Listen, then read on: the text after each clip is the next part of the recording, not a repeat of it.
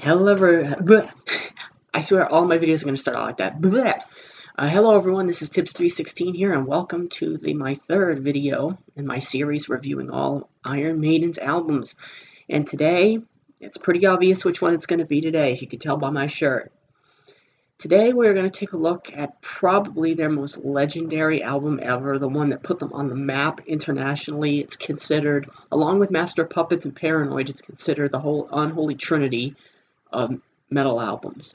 Of course, I refer to the one and only Number of the Beast. This album kicks so much ass, I can't even describe it to you. For all of you modern-day metal fans that love the current bands like Disturbed, Avenged Sevenfold, System of a Down, which they just announced they're coming out with a new album, so that's going to be great, and I love them all too.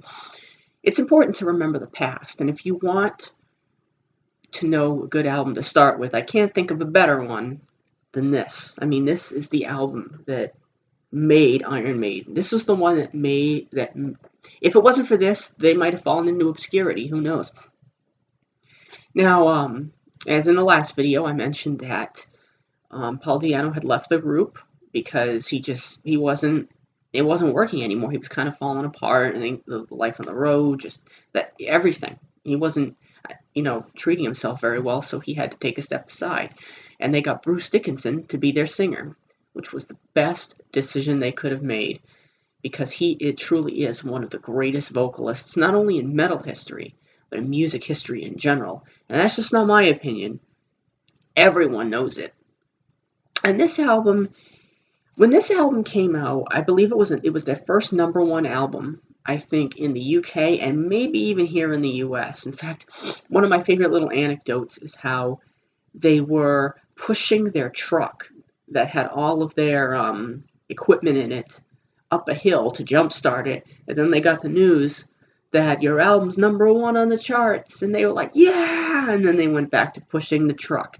So, which I always thought that was kind of cool, how you're pushing the truck, you get this incredible news that pretty much guarantees that you may never have to push a truck like that again, yet you go right back to it.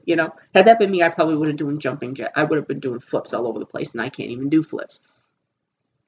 But it is fantastic. 9 tracks, 40-something minutes of pure metal heaven. Every single track on this album is a killer. And this is where, when people refer to Iron Maiden, they refer to them, their aura, their lore as the Beast, and this is where they got that from. And the cover, it's interesting here, that the cover, if you look at the sleeve and the CD case, it's a little different. The CD case is the original cover that was printed up. I don't know if you can see, but the background's more bluish. Apparently that was actually a mistake in printing. So the sleeve for this particular release has the corrected version. But unfortunately, it does cut off the very bottom. If you look at the very bottom here, you see tiny little Eddie, and the devil has Eddie as a puppet. Well, if you look up here, Eddie has the devil as a puppet. So who's controlling who there? I always really like that. Incredible album. I can't say enough great things about it. It is worth all the praise it gets. Right, track-wise, I have to look at the back to make sure I get the track. I just know it so well. Invaders starts it off with a song about invading forces, fighting, war. Iron Maiden does fantastic war songs.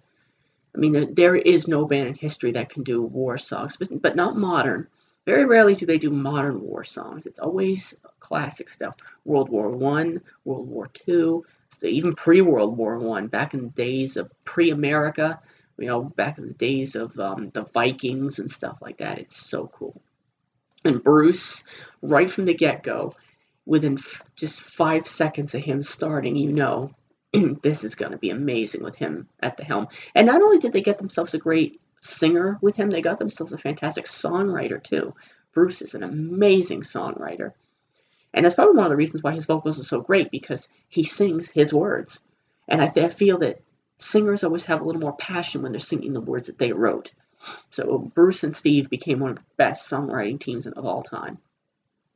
And Children of the Damned, a song which is based on the legendary Village of the Damned movie. Well, there were two of them. It was Village of the Damned and Children of the Damned. I forget which one came first, but the plot of the first one and this is all from memory, is it takes place in it's an old black and white film from the 50s, I think, which is really pretty good. It takes place in a small village. One night, I want to say like a meteor hits or something happens and everyone falls asleep in the whole village.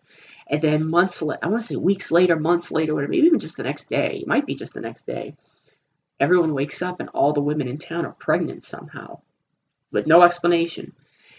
And they give birth, and all their kids are really, really strange. They all exhibit signs of, I think, psychokinesis and mind reading abilities. They're all very weird. I don't think it's ever said where the babies came from. I think it's implied that they're alien. But one of the most famous scenes in the movie is when one man, I want to say he's the father of one of them or an uncle or something like that. He tries to stop their reading his mind by making a mental wall. Like literally, you see a wall in his head, and they're slowly chipping away at it. It's it's pretty cool, and one I think it's the bridge actually has the lyrics from the viewpoint of the children. It's very, very cool, very cool. The Prisoner, song based on the TV show starring Patrick McEwen, and the opening of it is actually the opening of the TV show. They actually called him, and apparently they were really nervous to call him to get the rights to it. I've never seen the Prisoner show. It sounds to me like it takes place in like a future world type thing, almost like the Twilight Zone episode. Was it the Obsolete Man? Similar to that, and the image of him being chased by that pink ball in the sky or whatever. That's what that's from. That's been parodied quite often. It's a great song for anyone, whether you know the show or not, to stand up and go, yes, I'm not a number. I'm a free man. I'm an individual. I'm going to take on the world no matter what. And it has some of the best guitar work on the album, too. The solos are so badass. Then you go on to the Charlotte the Harlot sequel and the best of the trilogy of Charlotte the Harlot songs, 22 Acacia Avenue. This is a song that was written musically, I believe, by Adrian years back. And now he's apparently, when he was just a teenager, he came up with the melody for the song, I think. And then, boom, lo and behold, it became one of the most memorable songs, and arguably the most memorable thing that he was ever a part of. It continues the story of Charlotte the Harlot and pretty much the same narrative. Charlotte, doing her, being a hooker, but this one's a lot more brutal, saying, abuse her, misuse her, all that stuff. Basically, treat her like scum, treat her like garbage because that's all she's worth because she sells herself, But then the lyric changes to a man like, why do you do this? Why do you have to hurt the ones you love? And I always picture, like, here's how I picture the stage show.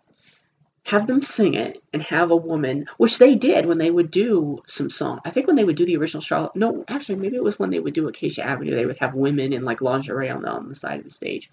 Have one dressed up as Charlotte, and during the part where the guy's pleading for her, she kind of just brushes him off. But then when he goes, pack your bags, you're coming with me, have Bruce pick her up on his shoulder and storm off the stage, and then the guitar solo starts. It's amazing. Fantastic song. Incredible. I know I say that a lot about all their songs. I should need to come up with more adjectives, but that's the only words I can use to describe. It's very, very good. And then the song that single-handedly I think, brought them more attention than any other song they've ever done. 666, The Number of the Beast. Contrary to popular belief, this song is actually not about the devil. The song it's based on, I think, a play or a story that Steve Harris knew about or read when he was a little boy, and a nightmare, a dream that he had about being chased. And there's a common fan theory or lore that all of their songs come from his dreams. Well, this one actually did. It starts with the quote from the Bible about the number 666, and it pissed off a lot of religious people to the point where this album was actually being burned, and the Catholic Church was against it, parents were against it, And that's probably one of the reasons why it sold so well, was because it did sell platinum, I believe. The reason why it sold so well was its reputation. No even bad publicity is good publicity, I guess. But they were labeled devil worshippers, Satanists, all this stuff, which they're not. It's a song. It's just one song, and a pretty badass one, like I said. This was the song that got me into Iron Maiden. I remember, like I said, it was on the Tony Hawk's Pro Skater 4 soundtrack, and my cousin and I would listen to it all the time. Bruce's vocals just gripped me in a way I never, no one ever had. And this was the song that really made me a metal fan, to which I am to this day. And the funny thing is in that game, it doesn't have the opening spoken intro. So when I got the album and I listened to it and it started with that, it creeped me out. But I also thought that is the coolest thing I've ever heard in my life.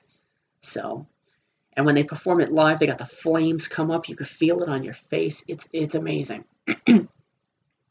There's only one song they've ever done that maybe could top that in terms of popularity, and that is Run to the Hills, which is the next track on the album, the big single from this album.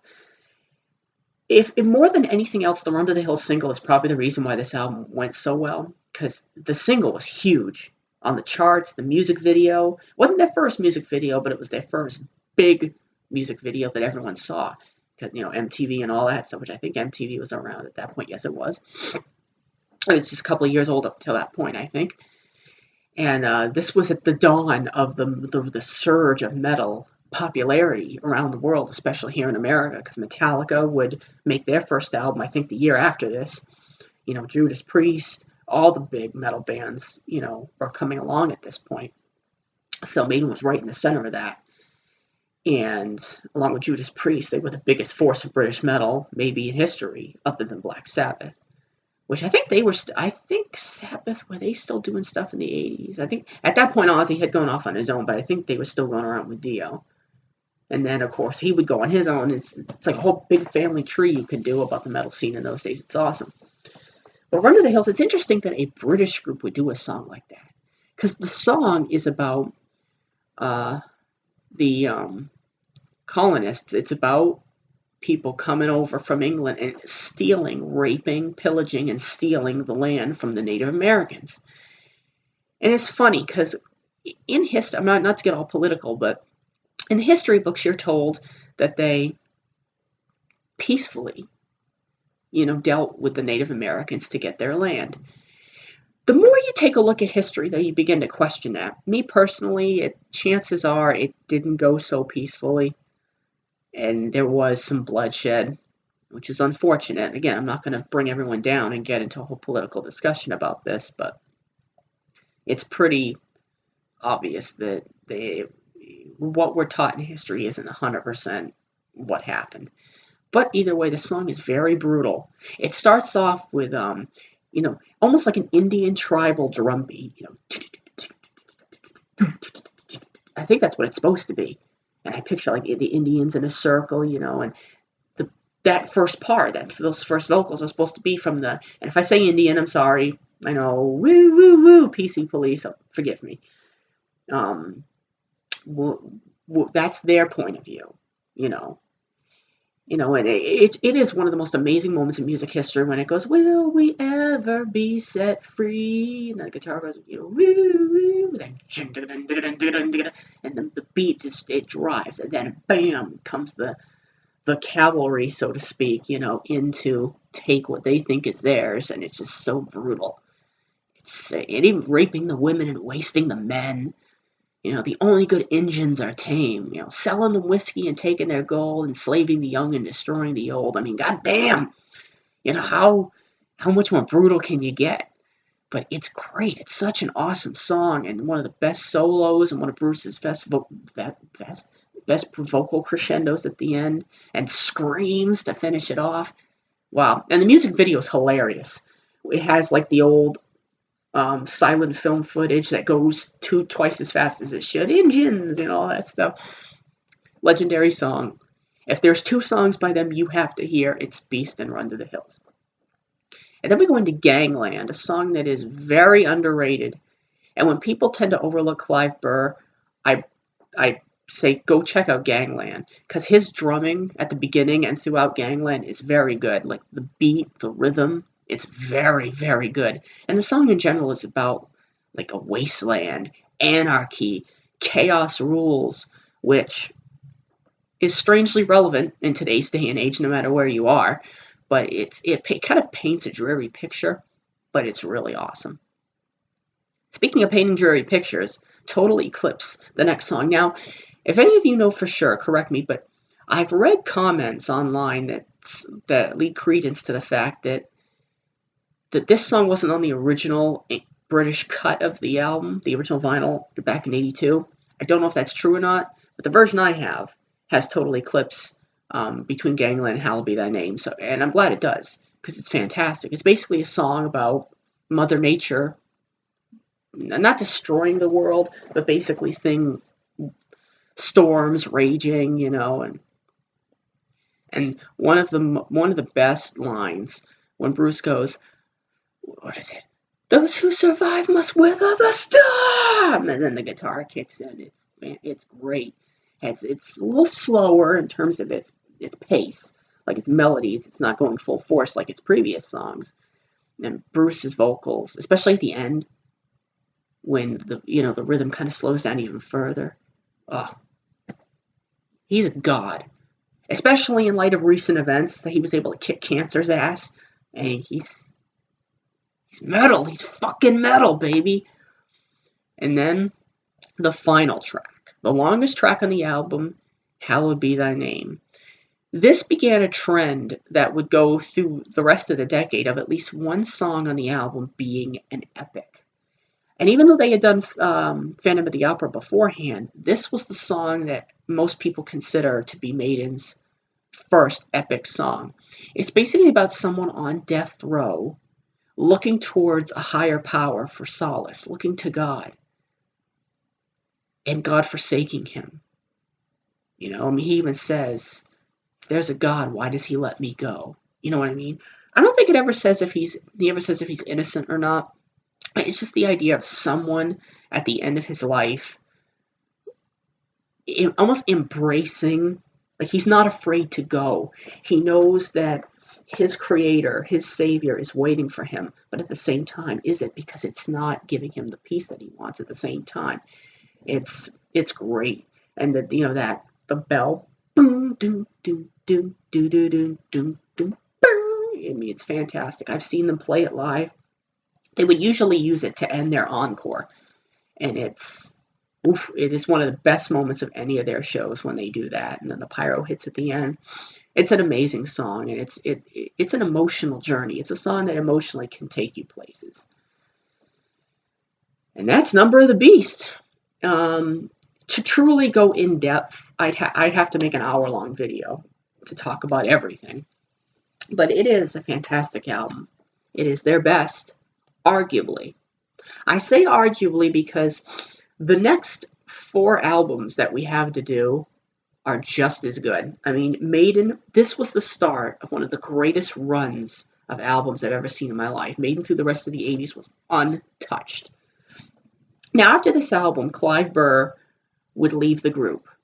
There's a little bit of contention as to why he left. The general idea is that they just were getting unhappy with his drumming, I think. He said he didn't want to leave. They just asked him to one day. But it would work out for the best, because they would bring in a friggin' nutcase who is also one of the greatest drummers of all time, Nico McBrain.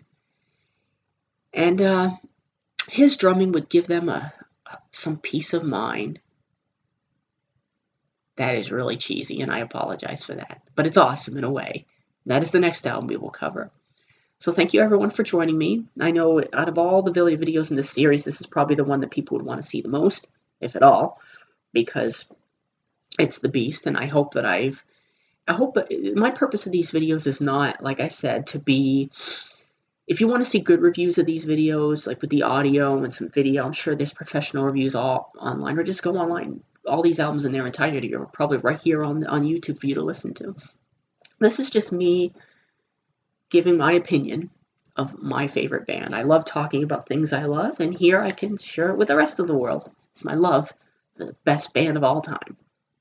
Alright, that's arguable, I know, but I got a Beatles calendar on the wall, and I got Pink Floyd behind me, so, as you can tell, I'm in good company. And yes, in case you haven't seen it in these videos, Trooper's right behind me, backing me up like a badass. So thanks everyone for watching. That was The Beast. Peace of Mind is coming next. Up the irons!